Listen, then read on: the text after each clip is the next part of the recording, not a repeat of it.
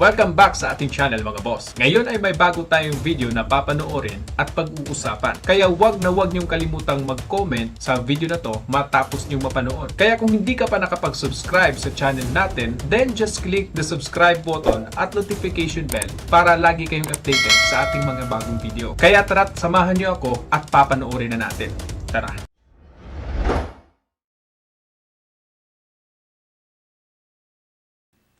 Government agencies that regulate these electric companies are doing. Natutulog ba sila sa kangkungan? Nagtatanga-tangaan ba sila o talagang tanga sila? I'm sorry for the word. But nakakapiko na po talaga because when I was still a broadcaster, hindi na po sila nakapagbigay ng maayos na serbisyo sa kanilang bibigay ng kuryente. Mega na pa po silang humingi ng salary increase. When I say salary increase, I'm not talking about cents and pesos. I'm talking about hundreds of pesos. From 70,000, humingi sila ng increase, gawin silang 150,000 a month. Hindi ba kakapalan ng mukha yan? And isa pa, hindi na po silang kapagserbisyo dahil nagka-COVID for the past 2 years. And then come December, then humingi po sila ng bonus. 200% bonus. Napagbigyan. Ang tanong, anong ginagawa ng ERC? Ng National Electrification Agency na siya mga nag-regulate, nag-monitor nitong mga electric cooperative. What are they doing? Why they have approved these increases? Dahil ba sila ay talagang tamad lang? O dahil ba sila ay kaibigan nitong mga electric companies? I'm sorry, the good lady Senator Risa Ontiveros here said na kailangan natin tulungan itong mga electric cooperative. And I agree. So that they can give us quality service. I really agree. Pero, bago natin sila tulungan, bago sila tulungan ng gobyerno, tulungan muna nila ang mga naghihikaos nating mga consumer. This is what I'm going to do in support of your privilege speech. I have passed just this morning a resolution to investigate the electric cooperatives that pass on the costs to the consumers. I will make sure to hold liable all those in our government that approve without prior proper study to how it affects the consumers of electricity. So, and then, nagtataka lang ako, Madam President, kasi all the while, akala ko, sobra tayo sa Mindanao eh. Our generation of power, sobra sa peak demand. Yes.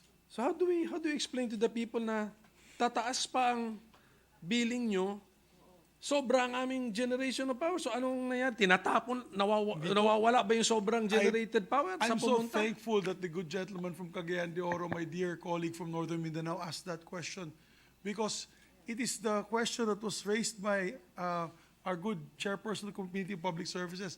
Marami po kasi sa kanila napako na sa mga kontrata. And then we have a lot of hydropower resources. But unfortunately, the contracts went to the bigger coal-fire power plants, which is now suffering from the high cost of coal prices and foreign exchange rates. So yan pong nangyayari doon. And you're absolutely correct. Paano natin sila masasabihan na meron tayong oversupply? Lalo na, I mentioned to my distinguished minority floor leader, Madam President, earlier, that it's usually in the summer months na nagmamahal ang presyo ng kuryente sa atin, sa Mindanao. Ngayon po, in the middle of the rainy season, grabing ulan dun, pero ang sobrang mahal naman ang presyo ng kuryente. So, that's why it was raised, the concern was raised to me, even with the Cagayan de Oro Chamber of Commerce, why this is happening. Although they agree, Madam President, my distinguished colleague, that a lot of it has to do with imported coal, presyo ng coal na yun, presyo ng forex natin ay napakataas. Pero and if I may be allowed to read or pass through our friends in Cagayan de Oro Chamber, they're really pushing that we have to have more options, enough options to harness renewable energy, wind, wave action, tidal wave, solar, so that we can combat the imported fuel and coal that we have to get from other countries. Yan ang tinutulak nila, which begs me to ask that question also during our committee hearing. Will the new Secretary Popolotilla, be amenable that we start focusing also on RE? para it's cheaper kasi libre naman po ang tubig. Libre naman po ang init ng araw. Ang lakas ng hangin ay libre din po yan. Unfortunately, these electric companies can no longer contract kasi oversubscribed na po sila. Sobra-sobra pa yung subscription nila. Alam ni Ginoong Gatchalian po yan, na marami po naghiring po kami dyan. And yung problema, oversubscribed na sila with, let's say for example, a particular electric cooperative only needs 15 megawatts. Ang subscription nila, abot ng 18 megawatts to 20. In other words, the consumer is paying 20 megawatts. And yet, very expensive ang generation nito. Na oversubscribed nila. They were, nakapako na po sila. They came up with contracts that they cannot unbundle themselves from. And as a lawyer, you know that that's very important. So we have to figure that out, Your Honors, Madam President, my distinguished minority floor leader, how we can help them because ganun na lang, we'll just lay back and take it like it is. Hindi naman pwede siguro. Kaya nga, I wanted to interpolate after the interpolation of the former chairman of our Committee on Energy. Maybe he can join us, Your Honor. He could, provide us with Information. insights also on why is this happening. So yung example po ba ng ating Senate President is that electric co-op has a certain jurisdiction. You say 15 megawatts po ang actual demand, and then the electric co-op has contracted for 18 megawatts. Sobra na, oversubscribed. which it has to pay, and then siyempre Take or pay po yan. subdivide the cost with its subscribers. Ganun po ba Yes. yun? So Okay lang po yan. maybe Mr. we can President. take a look at Yes. siguro I think there are only 100 electric co-ops, if I'm not mistaken, a little over 100. So we 115, I think. siguro pwedeng pagtiyagan, isa-isahin po natin at then the actual demand, Yes. then the contracted capacity, then the length, and then we can interview each one why. Kung masyadong malayo po kung masyadong malayo yung contracted capacity sa actual demand, and then they're letting now their subscribers pay for it, tanungin natin isa-isa, kailangan siguro Bakit? pagtiyagaan na po ito kasi we do not know Hindi natin ano. So, if I'm not mistaken, if more than 100, pwede natin pagtiyagaan po ito. Tanungin isa-isa. Yes. I hope the Senate President and my colleagues, especially the new chairman of the Committee on Energy, is amenable to this idea. Mr. President, No, we totally agree. We should review these rates and also give them opportunities to contract elsewhere. Kasi yung kamay po nila nakatali Maybe, and I don't know if my distinguished colleague Senator Gatchalian will join us in the conversation. Pwede ba kaya na we give them, if we amend the IPIRA, that okay, the contract is sacred, andyan yung contract. But due to the fact that there are high electricity rates, can we scale down their delivery and open yourself up to the West M? We can get now direct Agus or Pulangi hydropower plant or other like Headcore, which is also hydropower, and contract with them para mas mababa. So in other words, hindi mo naman tina-terminate totally yung kontrata kasi kawawa din naman yung mga kumpanya yun. They built the plant with the idea that they have to have it contracted out. The banks will not lend you money kasi kung walang what you call PSA or power supply agreements. So, chicken or the egg scenario yan for the developer. So what we can do is maybe there's an allowable amount. Pag sumobra ng presyo ng kuryente na galing, for example, coal fire, can we scale down your delivery? Let's say you're supposed to deliver 10 megawatts to the electric cooperative. Baka pwede 5 na muna. And then, 5, tuloy-tuloy pa rin, pero 5. And then you can get from RE the equivalent 5 megawatts or a cheaper generation product of generation facilities. So, that way, ang sabi nga nila sa akin, I spoke to the GMs, kausap ko ng GM, sabi niya, boss, anong tawag dyan? Nakaposas na kami, nakatali na po kami sa mga rates ng ginawa ng previous board of directors. Kasi alam mo naman, electric cooperative, board of directors, every 2 years, pinapalit yan eh. So, these were 25-year contracts. They've been running for 10 years. They have 15 years to go. hindi na lang po nila magalaw, natatakot sila, baka ma-ombudsman sila, matanggal sila sa pwesto, mapailan sila ng kaso if they get elsewhere. So maybe we can look into that on how we can give them relief from that particular process. And then, Mr. President, Madam President, and these contracts, they say that they underwent CSP. The new contracts. So Not the old. but The old wala. Okay, the old ones that they're complaining about. What is the quality of the new contracts? Kumusta naman ang new contracts? Do we have feedback think- on the new contracts? That I have to ask. Yun na nga. I mean, cannot guess. anticipate. I cannot guess. Kasi Mr. President, kung ulit din, umulit din, so that means CSP did not work. Kung umulit din. And then, the boards apparently do not represent, they're supposed to come from the consumers, if I'm not Opo. mistaken. Di ba? Opo. So, they are supposed to, tama po ba yun? I'm looking at our former chair, but di ba? From the consumers, they're supposed to elect the members of the board to protect their best interests. So, That is correct, sir. so But 10 years ago, in fairness to them, Your Honors, Madam President, in fairness to them, 10 years ago, it was 4 pesos per kilowatt hour for coal generation. So napakababa. At lugi yung RE nun. Mas mahal yung RE nun. Pero this situation na pumalo nga yung coal at we don't see any, actually, Your Honors, we don't see any respite from these high prices of coal kasi bawal na yung Indonesia, pinagbawalan na yung export ng coal. nila. Pangalawa, Russia, you can no longer buy from Russia because obviously we will be sanctioned. Pangatlo, I believe countries in Europe, because of the gas blockage from Russia, will now be operating again, once again, their coal-fired power plants, Germany in particular. So bubuhayin na naman nila yung coal-fired power plant kasi wala po silang gas pipeline from Russia. So it's a geopolitical fight. But I don't see any respite from the pricing of coal in the near future. Kaya dapat siguro pagtulungan natin to, pag-usapan natin kasi kawawa naman ang consumer sa Davao, 18 pesos yung bukid no, 18 pesos. Pag tumaas pa yan ng 20 pesos, marami mag-shutdown dyan. Mga mall, hirap na hirap. Mga mini mall. Mga manufacturing plants. Kaya wala masyadong manufacturing. It's all near Metro Manila in the Meralco service area. Kawawa naman yung sa probinsya.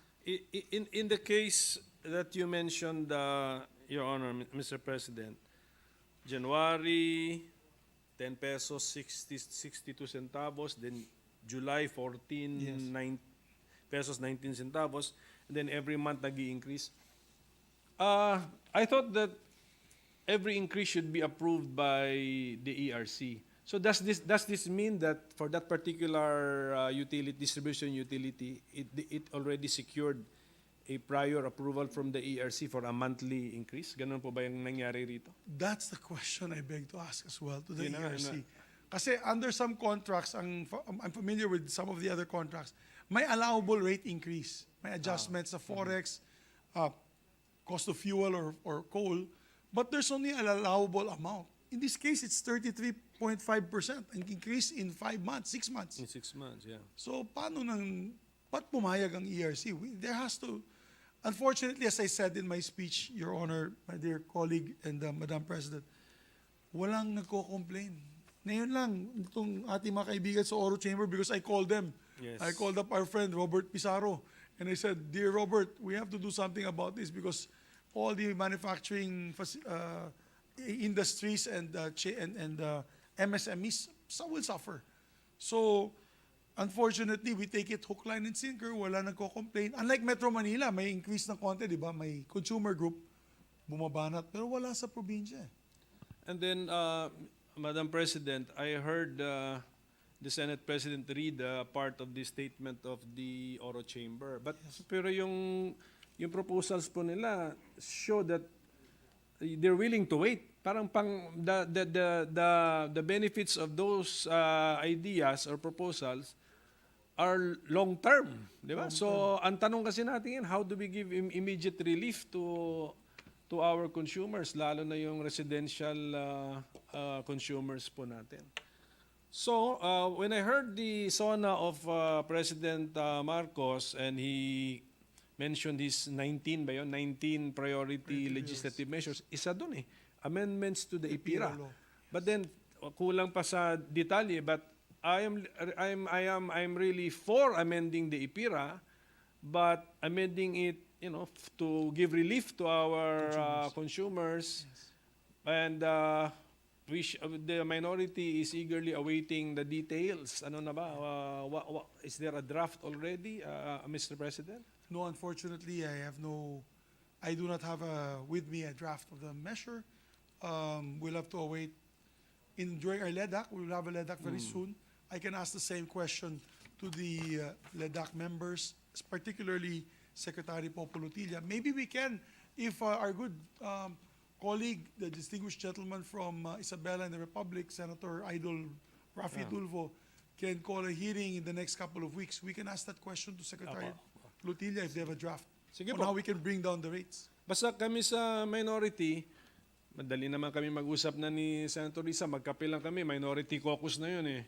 So, basta sa last caucus namin, basta this amendment to the IPIRA, we're open to this basta for the good of the people, immediate, and then may long term of course, but sana may immediate relief then which can be felt by our people. Kasi when you talk about inflation, kasama to eh. Yes. Yeah, di ba? Yes. Kasama na po ito because I think that's part of the basket of goods. When you compute inflation, the power rates that the household pays, kasama yun eh. So yun po yun. And then, siguro last idea, Madam President, I think, correct me if I'm wrong, Mr. Chairman, our former chairman, electric co-ops are supposed to be non-profit. Non-profit, di ba? So hindi dapat pinagkakakitaan actually ang cash flow ng kanilang members or subscribers, di ba? So Yes. board of directors dapat representative of the consumer. So to take trustees, dapat trustees po ba ang tama? Dapat trustees na yata ang tawag sa kanila. No? So look for the welfare of the consumers. So apparently the entire concept is not working. We can say it's not working. So and then the law governing electric co-ops is not the IPIRA. Ibang law pa rin yata yan, if I'm not mistaken. So tignan na rin po natin yun kasi apparently it's not working. May siguro, I don't know kung overhaul ang kailangan or tweaking of the concept. Pero ganun yung overall concept, if I'm not mistaken, na dapat on paper, gwardyado yung interest ni consumer eh. On paper. So, Actually, to add to that, Madam President, I totally agree with my good friend and colleague. Dahil, Madam President, yung electric cooperative, nagiging politika na rin eh. To be honest, no, they run in an electric cooperative. The people choose their members of the cooperative through an election. So, gumagastos din sila. Eh baka bumabawi din sila sa gastos nila dun sa consumer. Maraming ganun eh. And we've heard nightmares of electric cooperatives that have run these cooperatives very, very poorly, and the service is terrible. So I'm not saying all. There are good cooperatives. You know, I was chairman of the Committee on Cooperatives since 2007. I've always been chairman. It's only now that I gave up the committee. But meron talagang cooperatives that give the cooperative movement a bad name. And your father was a believer in cooperatives as well, together with you as a support of the cooperative movement. Kaya siguro tignan natin kung saan natin ma-plug itong mga failures or deficiencies ng mga kooperatiba.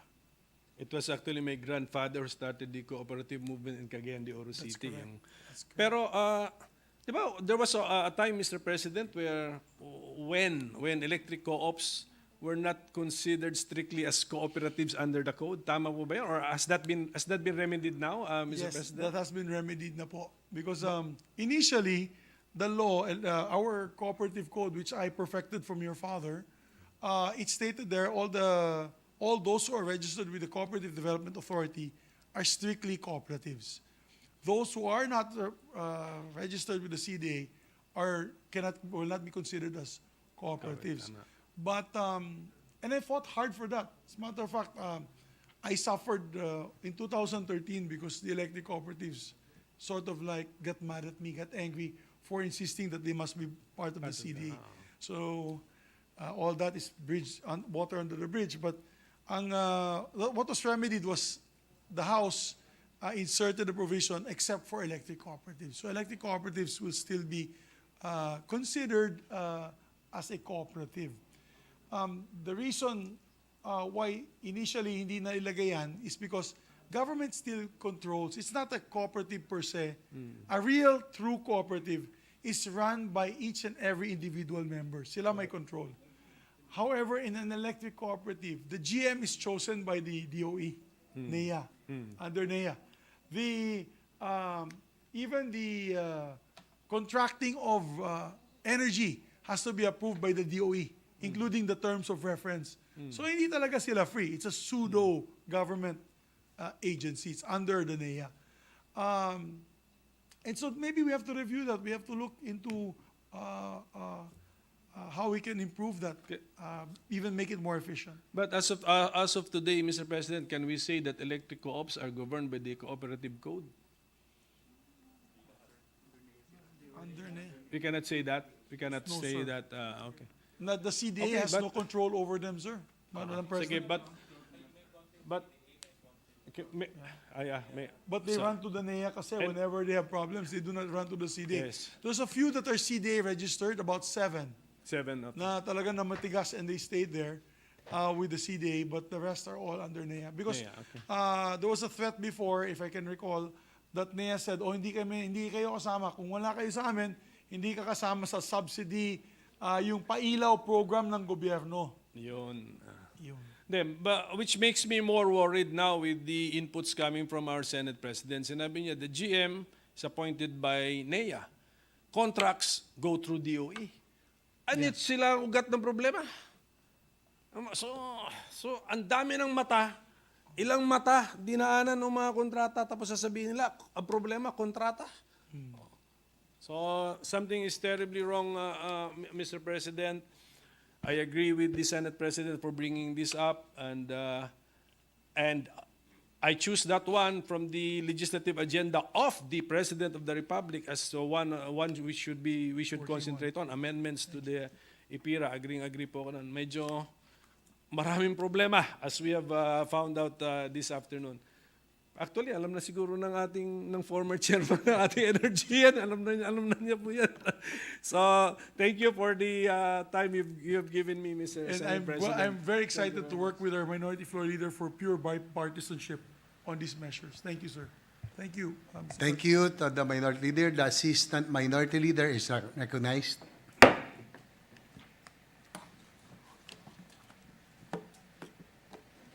Salamat po, Mr. President. Would the good Senate President allow me to just ask for now a few follow-up questions dun sa very important points that he raised I'll in be his honored, privilege speech. Mr. President. Salamat kaayo, Mr. President. So, the good Senate President really focused on yung isang nagpapasakit ng ulo talaga lahat natin hanggang sa panahong ito. Actually, in the past 2 decades, yung electric rates talaga, electricity rates. So I'll just ask maybe one or a few follow-up questions about the main points raised by the good Senate President. Bilang panimulang mga hakbang papunta dun sa inaasahan ko din talaga, sabi nga ni Minority Leader, inaasahan din po namin sa minority na magiging substantive, malamang medyo matagal, wag naman masyadong matagal. Sabi nga ni Senko, ako sana may immediate relief din tayong mairerekomenda bilang Senado. So, but for today, Mr. President, good Senate President, just a few follow-up questions in that direction. For one, sabi nga ng good Senate President, mataas ang generation charge. I'll return to that later because that's a secondary point for me. The main point, and I'm so glad Mr. President, the good Senate President made it, is itinampok nila ang EPIRA. That law, ipinasa ng ating Kongreso a generation ago na ang taas ng pag-asang ni-raise niyan kasi maraming pangako sa electrification ng buong bansa at sa pagpapababa ng presyo ng kuryente. Would the good Senate President agree that dito sa mga diskusyon natin sa taas ng presyo ng kuryente at ang paraan para ibaba ang presyo ng kuryente, that in fact, all roads lead to EPIRA or all roads lead back to EPIRA, Mr. President. Absolutely, Mr. President. Wala na, unless we come up with another law in particular to attack their on electricity rates. But eventually, that's an amendment to the EPIRA. So, ano lang, amendatory to the EPIRA law. So, babalik at babalik po tayo sa EPIRA law. So, I totally agree, Mr. President, to our distinguished colleague. Salamat po, Mr. President. Noon, yung EPIRA ay para sa maraming sektor, even after a tumultuous process of passing that bill into law, para siyang nooy mother of many hopes. Pero ngayon, parang naging mother na rin of many problems. Siguro sa usapin din ng implementasyon. Halimbawa, ang Section 23 ng EPIRA was the least cost provision. So yun yung nagtakda kung papaano yung iba't ibang players sa power industry ay dapat in the end makapaghatid ng pinakamurang presyong kuryente sa mga consumers. And interesante rin para sa akin, Mr. President, good President, sa sinimulan namin sa minority na pag-review sa EPIRA, in fact, at napakadetalyadong batas nito, mayroong talagang mga rate setting na nakatakda sa EPIRA for the different providers in the energy system. Meron silang rate setting for private distribution utilities, meron din silang rate setting particular sa mga electric co-ops, and not just one kind of electric co-op, but 7 or 8 kinds ba na mga electric co-ops na may kani-kanyang detalyeng paano ang rate setting. And I'm glad, Mr. President, good Senate President, na itinampok din natin yung papel ng mga kooperatiba, electric co-op sa EPIRA at yung nagiging papel nila ngayon in the whole challenging or even problematic situation. I'm also glad, Mr. President, na binanggit ng good Senate President na sila yung ating champion ng mga kooperatiba dito sa Senado for the past many years. Kasi otherwise parang... Kasama din po kayo At dyan. kasama, ako po ay salamat. my senior good vice chairman. SP, Mr. President, ako nga po ay ikinarangal kong magsilbi bilang vice chair kay good Senate President in the past years. I'm assured by the good Senate President making those things well known to us of record again. Kasi otherwise, at certain points sa ating pag-uusap tungkol nito, pwede akong mabahala na baka naha-hot seat yung mga electric cooperatives. And so, I will count on yung assurance ni good Senate President bilang matagalang champion ng mga kooperatiba dito sa Senado, na kapag pinamunuan tayo ng good Senate President sa pag-review ng EPIRA, posibleng pag-amyenda sa kanya, posible bang pag-repeal at pagpapanganak ng Senado, ng Kongreso ng isang bagong batas pang enerhiya. Now, the Senate will continue to be fair to the electric cooperatives, Mr. President. No, I totally agree with the position of the good lady senator. We're not here to dissolve electric cooperatives. Baka sabihin nila, ipa-privatize na natin lahat ng mga lugar. Hindi po. Ang gusto lang natin, tulungan nga natin sila. Actually, yung source ko ng ating mga information ay mga kaibigan kong electric cooperatives. Ang sabi talaga nila, boss, wala na talaga kami magagawa. Nakatali kami sa dating kontrata na wala naman kaming kamangmang dahil ito po 10 years old. If we're given the power under the EPIRA to unbundle this and or come up with a sort of formula where in the more expensive we can slow down in the collection of this generation and put in the cleaner, more cheaper alternatives, gusto nila. Pero wala silang magagawa at this point in time. Kaya I assure the lady senator that our amendments to the EPIRA will not cover dissolution of cooperatives because cooperatives per se, if you look at it on papers, kasabi ng ating minority floor leader, napakaganda ng adikain nila eh. Napakaganda. Talagang power from the people. They elect their members of the board from parang districts din yan eh. Districts within the electric generation area or the electric distribution area. And ang nangyayari lang minsan ay napopolitika sila at nag-aaway-away. I do not know because maybe for whatever reason. And that's what we have to strengthen the NEA for. During our time when I was chairman of the the cooperative committee, together with Senator Risa as my senior vice chair, my only vice chair as a matter of fact, in that committee, we mostly tackled the CDA, issues concerning CDA. Bihira po pumupunta sa amin yung problema ng electric cooperative. Pumupunta po yan kay Senator Gatchalian. Yung mga yan. Yan ang mga barkada ni Senator Gatchalian.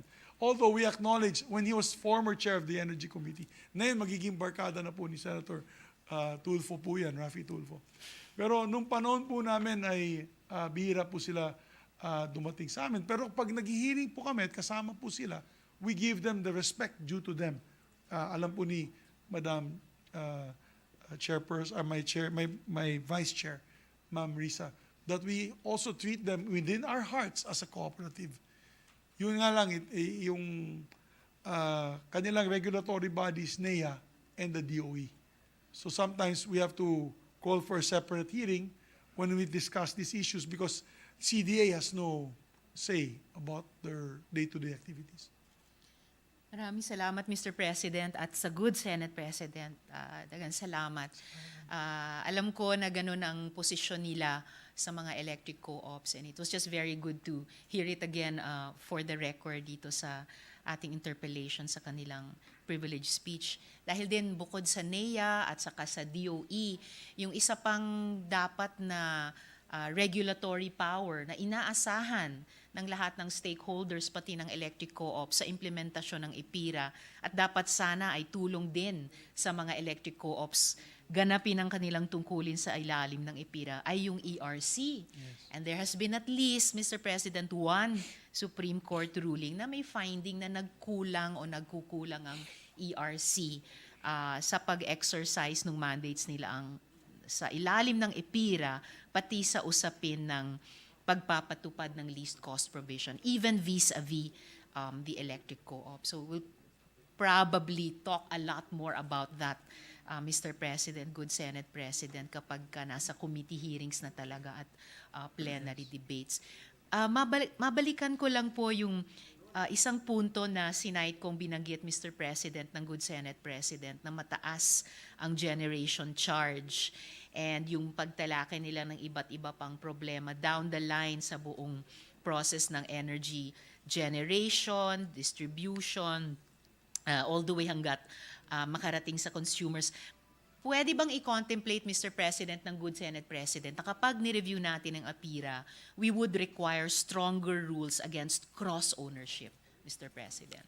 Actually, during the discussions of EPIRA, when I was a member of the House of Representatives, I was one of those who believed that there should not be cross-ownership para sa ganun ay patas talaga ang labanan. Because kung ikaw ay may-ari ng generation facility, tapos ikaw din ang may-ari ng DU, siyempre gusto mo palagi mataas ang benta para mataas din ang kita. So, tama po yan. Para at least yung distribution utility is free to choose the cheapest rates in terms of generation charges.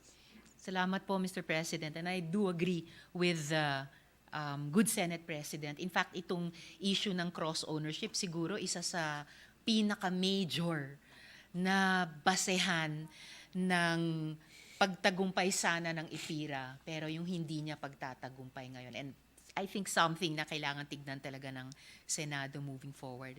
Mr. President, binanggit din po ni good Senate President yung tanong natin na who audits. So again, tama din yung sinabi ni good Senate President kanina, yung ERC talaga kailangang mag-step up, kailangang maging totoong regulator ng power sector, whether vis-a-vis yung mga electric co-ops o yung iba pang mga players. Last question for today, Mr. President, good Senate President. Binanggit po ni Senate President yung WESM, yung Wholesale Electricity Spot Market. At yung wish nga nila na pumapel din, gumanap ng papel din itong WESM sa buong bansa natin hanggang sa Mindanao. Is the good Senate President also aware, however, na may mga obserbasyon po na only 10 to 14%, depende kung aling taon ang tinitignan natin, only 10 to 14% ng kuryente na binibili at saka ibinibenta ay galing sa ay ibinebenta at binibili sa WESM, na karamihan daw ng mga kuryente na nakukuha ng mga distribution utilities at pinapass on nga sa atin, mga electricity consumers, galing sa mga bilateral contracts dyan sa generation companies Tama na yun. po kayo dyan. Napakaliit po. Tama po kayo dyan. Alam mo yung WESM po, bumaba na rin yung presyo ng WESM because napakaraming kumpanyang generation facilities. Dahil wala na po silang mahal na kontrata. They're forced to sell low on the WESM.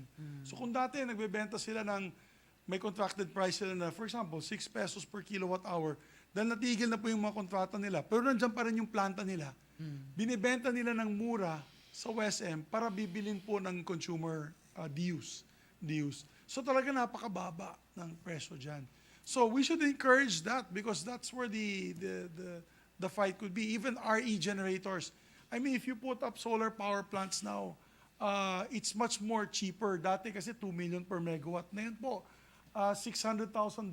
Dati $2 million. Ngayon $600,000 na lamang ang per kilowatt. So, per megawatt rather, per megawatt. So, if you build a 10 megawatt facility, and then ibenta mo ng mura, let's say, 350, kita pa rin sila, 3 pesos 50, 4 pesos per kilowatt hour. And they can compete na. Bakit ka ba bibili sa 10 pesos generation charge? Doon ka na lang sa 4 pesos. Malinis pa. And I'm not talking about just that. Hydropower, for example, yung feed-in tariff is 560. So that is still half the price of coal fire, which can be sold in the WESM. That's why I agree with the lady senator.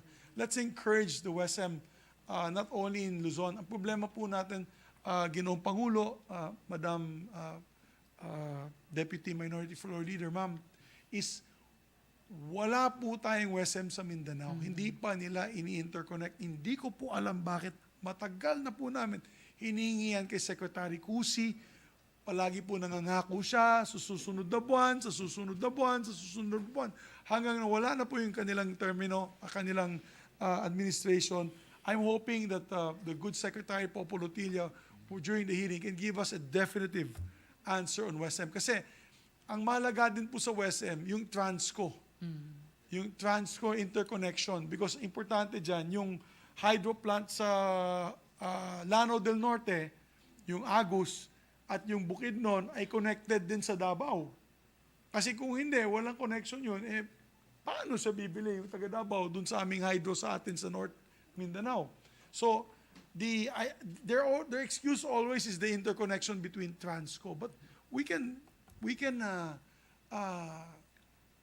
pressure them to give us a definitive date, di ba? Para we can follow up pag wala pa in 1 year's time, pag budget hearing, tanungin natin sila, bakit wala pa itong WESM na ito, na Mindanao WESM? Bakit hindi pa connected ang Mindanao at Visayas? Yung Visayas at Luzon. We should have been connected 10 years ago, Luzon, Visayas, and Mindanao. A hydropower plant in Mindanao should be able to sell their power in Metro Manila. Pero wala. Kaya nangyayari na yan, tama sinabi po na ating Ginoong Minority Floor Leader, we have supply of power, pero nakatali nga yung DU dun sa mga kontrata. Hindi nila matap yung murang kuryente. Wala din tayong WESM dahil, for example, ako, meron akong ice plant, gusto kong bumili ng mura, gusto kong bumili sa renewable energy power plant. Dahil walang interconnection, hindi ako makabili. Doon pa rin ako sa DU na napakamahal. Magdudusa ako, wala kami magawa. Kaya tama po yan, ma'am. I think we have to look into that point. Maraming salamat, Mr. President, at sa good Senate President. Dagang salamat for discussing with me on some of these follow-up questions. Gaya ng sinabi ni Minority Leader, naglulook forward po talaga ako at kami sa patuloy na diskusyon para singilin ang mga pangako ng EPIRA at mag-reshape o mag-shape ng bagong batas na magde-deliver talaga ng dekalidad at murang kuryente sa ating mga kababayan, na kasama po doon itinataguyod yung papel ng mga electric cooperatives at pinalalaki yung share ng renewable energy sa ating energy mix. Salamat, Mr. President. Tagang salamat, SP. Maraming salamat po to our distinguished colleague Yes, from the Chair. Panay and the Philippines. With the leadership of the Senate President, I believe that we will prioritize the amendment of the PIRA. The Chair agrees that the promise of IPIRA was to lower the electricity rates to encourage competition by privatizing Napocor power plants. Ang nangyari po ay yung privatization lang ang nangyari. So we believe that with the leadership of Senate President, we will prioritize the amendment. Majority Leader. Ginoong Pangulo, salamat. Yes, Mr. President, we have several colleagues of ours who wanted to ask questions. At this juncture, I move that we recognize the gentleman from Isabela, Senator Raffy Tulfo. The gentleman from Isabela, Senator Raffy Tulfo, is recognized. Thank you, Mr. President. Mr. Senate President, thank you for your astute observation in the situation of our energy industry. When it was known by many that I was given the chairmanship of energy, I was inundated by complaints from many consumers of different electric companies from different provinces. I'm talking about not only by the hundreds, but by the thousands. And what are those complaints? Mostly the brownouts. But of course, the issue of lowering electric rates is very important, and I have to tackle that later on. But for now, it's about the brownouts. This has been lingering for a long time. In some provinces, it has been a decade-long problem that hasn't been addressed, and I don't know why. I don't know what the government agencies that regulate these electric companies are doing. Natutulog ba sila sa kangkungan? Nagtatanga-tangahan ba sila o talagang tanga sila? I'm sorry for the word.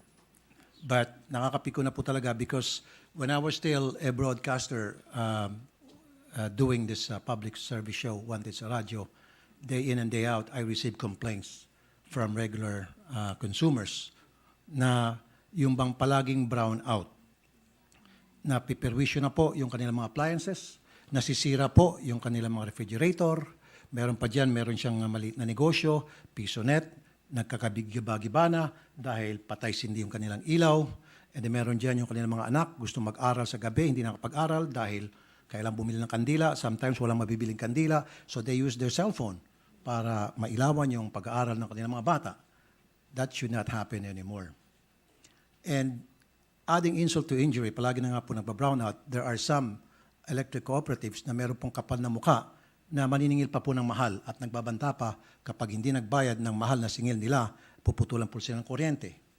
And another insult to the consumers, there are some electric companies like Omerco, what's the name of that company, sa Ormeco, sa may Mindoro, hindi na po sila kapagbigay ng maayos na serbisyo sa kanilang bibigay ng kuryente. Megana pa po silang humingi ng salary increase. When I say salary increase, I'm not talking about cents and pesos. I'm talking about hundreds of pesos. From 70,000, humingi silang increase, gawin silang 150,000 a month.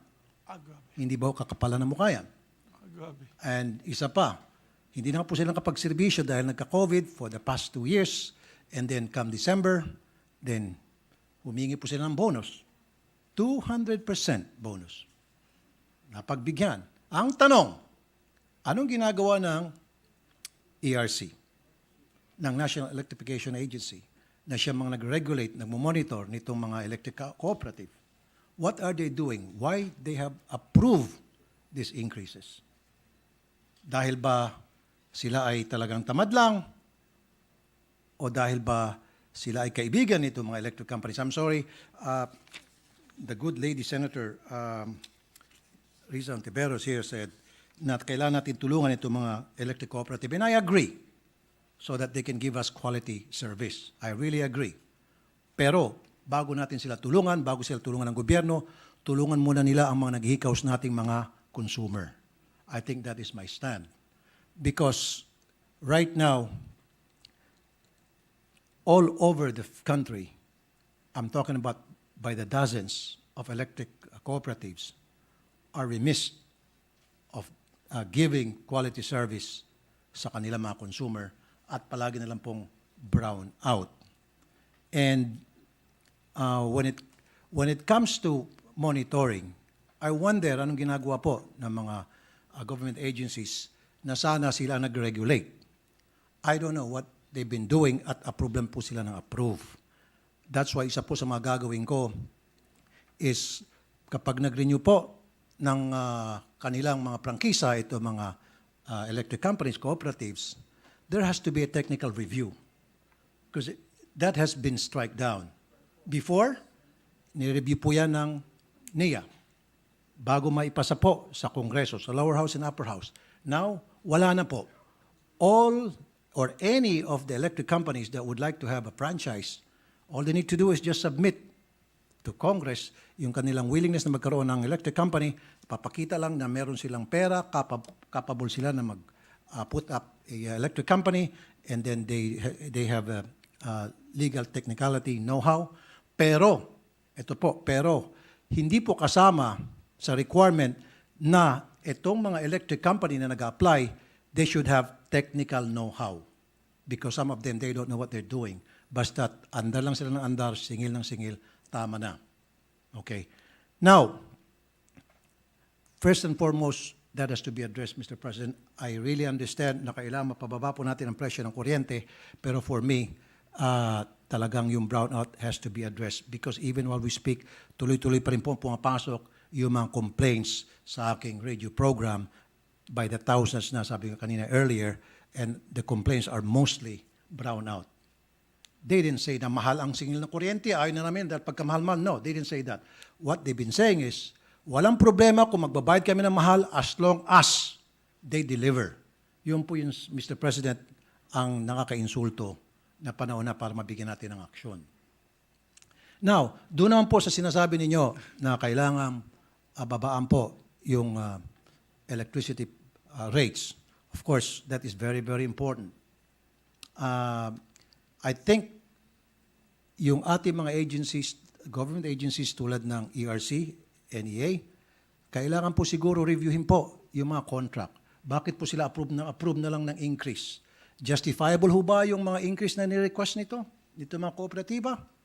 Nadi-justify ba? O baka naman, ito mga, I'm sorry, mga taga-ERC at NEA, siguro nakapikit kayo nung inaaprubahan nyo yung request ng rate increase.